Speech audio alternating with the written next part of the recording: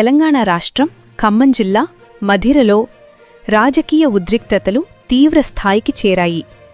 Deputy CM Bhatti విక్రమార్కపై CPM రాష్ట్ర నాయకుడు పోతునేని సుదర్శన్ ఘాటైన వ్యాఖ్యలు చేశారు. మధిర నియోజకవర్గం మళ్లీ రాజకీయ ఉద్రిక్తత నెలకొంది. ఇటీవల వరుసగా చోటుచేసుకుంటున్న హత్యా సంఘటనలు, పార్టీవారీగా జరుగుతున్న పరస్పర ఆరోపణలతో ప్రజల్లో భయాందోళనలు నెలకొన్నాయి. ఈ క్రమంలోనే సిపిఎం రాష్ట్ర నాయకుడు పోతునేని సుదర్శన్ ఉప ముఖ్యమంత్రి భట్టి విక్రమార్కపై తీవ్ర విమర్శలు గుప్పించారు. పోతునేని సుదర్శన్ మాట్లాడుతూ, భట్టి నియోజకవర్గంలోనే ఎందుకు హత్యలు జరుగుతున్నాయి? ఇప్పటివరకు జరిగిన 3 హత్యలు చేసింది కాంగ్రెస్ పార్టీ నాయకులే. అయినా నువ్వు ఎందుకు వాళ్ల వెనకేసుకుని తిరుగుతున్నావు? భట్టి విక్రమార్క జాగ్రత్త, ఖబర్దార్ అని బహిరంగంగా హెచ్చరించారు. అతను ఇంకా ఆగ్రహంగా మాట్లాడుతూ, నేను ఉపముఖ్యమంత్రిగా ఉన్నాను, అధికారంలో ఉన్నాను, సిపిఎం నాయకులను లేకుండా చేస్తాను అని ఎవరు అనుకున్నా ఊరుకోం. హత్యా రాజకీయాలను ప్రోత్సహిస్తే మౌనంగా ఉండేది లేదు. ప్రజాస్వామ్యంలో ఇలాంటి అహంకార రాజకీయాలకు చోటు లేదు అని భట్టి విక్రమార్క వైఖరిపై మండిపడ్డారు. హత్యలపై సిపిఎం నేతల్లో ఆగ్రహం, ఆవేశాలు తారాస్థాయికి చేరింది.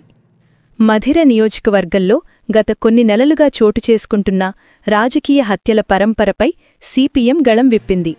పార్టీ నాయకుల ప్రకారం కాంగ్రెస్ నాయకుల ఆధిపత్య పోరులో పేద కార్మికులు, సామాన్య కార్యకర్తల ప్రాణాలు బలైపోతున్నాయని ఆరోపిస్తున్నారు. సిపిఎం వర్గాలు ఈ హత్యలను పాలనా వైఫల్యంగా అభివర్ణిస్తూ శాంతి భద్రతలు పూర్తిగా ధ్వంసమయ్యాయి అని విమర్శలు గుప్పిస్తున్నాయి. మధిరలో శాంతి భద్రతలు ఎక్కడా ఉన్నాయంటూ సుదర్శన్ ప్రశ్నిస్తూ, మధిర నియోజకవర్గంలో అసలు శాంతి భద్రతలు ఉన్నాయా? ప్రజల ప్రాణాలు సురక్షితమా? అధికారంలో ఉన్నవాళ్లు స్వయంగా అహంకార రాజకీయాలు చేస్తే ప్రజలు ఎవరిని నమ్మాలి అని ప్రశ్నించారు. ఆయన వ్యాఖ్యలు రాజకీయ వర్గాల్లో సంచలనాన్ని రేపాయి.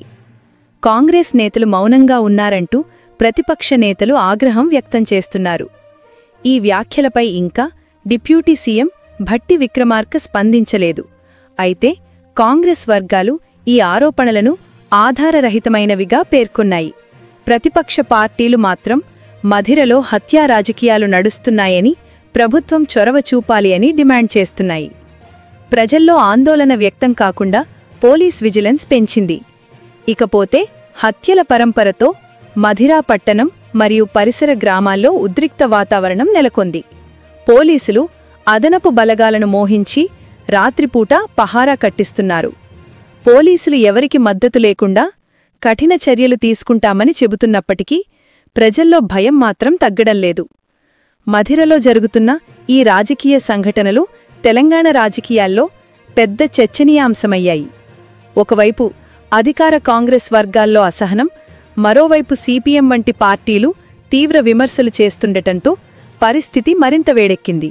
రాజకీయ లాభనష్టాలు పక్కన పెడితే ప్రజల ప్రాణాలు రక్షించడమే ప్రభుత్వానికి ప్రథమ కర్తవ్యమని రాజకీయ విశ్లేషకులు సూచిస్తున్నారు. బ్యూరో రిపోర్ట్, స్ఫూర్తి ఇండియా న్యూస్, ఖమ్మం. ఈ నియోజకవర్గంలో శాంతి భద్రతలు సక్రమంగా ఉండాలని చెప్పేసి నువ్వు భావిస్తా ఉన్నావా? లేదంటే ఎలా ఉన్నా పర్వాలేదు, ఎవరిని చంపినా పర్వాలేదని చెప్పేసి అనుకుంటా ఉన్నావా? భట్టి విక్రమార్క నీకు హెచ్చరిస్తా ఉన్నాం, జాగ్రత్త, ఖబర్దార్ నువ్వు అనుకుంటా ఉన్నామేమో. నేను ఉప ముఖ్యమంత్రిగా ఉన్నా, అధికారంలో ఉన్నా, సిపిఎం నాయకుల్ని చంపేస్తా, ఎర్ర జెండా లేకుండా చేస్తానని. నువ్వు కాదు, నీ బాబు అంతకంటే పెద్దవాళ్ళు జలగం వెంకటరావు దగ్గర నుంచి ఈ జిల్లాలో సిపిఎం దెబ్బతీయాలని చెప్పేసి ప్రయత్నం చేస్తే వాళ్ళ తరం కాలేదు. నిత్యం ప్రజల్లో ఉండి, ప్రజల కోసం పనిచేసి, ప్రజల మధ్యలో ఉండి, ఎర్ర జెండా ప్రజల గుండెల్లో ఉండే జెండా, ప్రజల మనసుల్లో ఉండే జెండా. అందుకని దాన్ని తీసేయాలని చెప్పేసి కలలు కానీ హత్యా రాజకీయాలను ప్రోత్సహిస్తే సహించేటటువంటి పద్ధతి ఉండదు. బాధ్యత వహించాలి, బాధ్యత జవాబు చెప్పాలి, లేదా ఎవరి బాధ్యత తేల్చాలి. ఇష్టం వచ్చినట్టుగా గుండాలను పోషిస్తారా?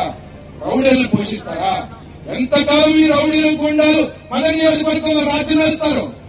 ఇవాళ కాంగ్రెస్ నాయకులు చెప్తా ఉన్నారు, మా భట్టి విక్రమార్క గారు పప్పు సుద్దా ఏమీ తెలవదు. మేము అన్నామా? భట్టి విక్రమార్క గారు చంపాడనో చంపలేదనో లేదు, చంపించాడనో చంపించలేదనో మేము అన్నామా? కానీ భట్టి విక్రమార్క గారు జవాబు చెప్పాలి కదా. ఎందుకు నీ కాంగ్రెస్ వాళ్ళే చంపుతా ఉన్నారు? ఎందుకు నువ్వు వాళ్ళని వెంటేసుకొని తిరుగుతా ఉన్నావు? ఎంతకాలం ఈ రకమైనటువంటి హత్యాకాండ కొనసాగిస్తారు? ఇక్కడ ఎవరు జవాబు చెప్పాలి? ఆయన జవాబు చెప్పాలి. అందుకే జవాబు చెప్పకపోతే ఈ హత్యాకాండ ఇట్లాగే కొనసాగితే ప్రజలు చూస్తూ ఊరుకోరు, ఎర్ర జెండా చూస్తూ ఊరుకోరు.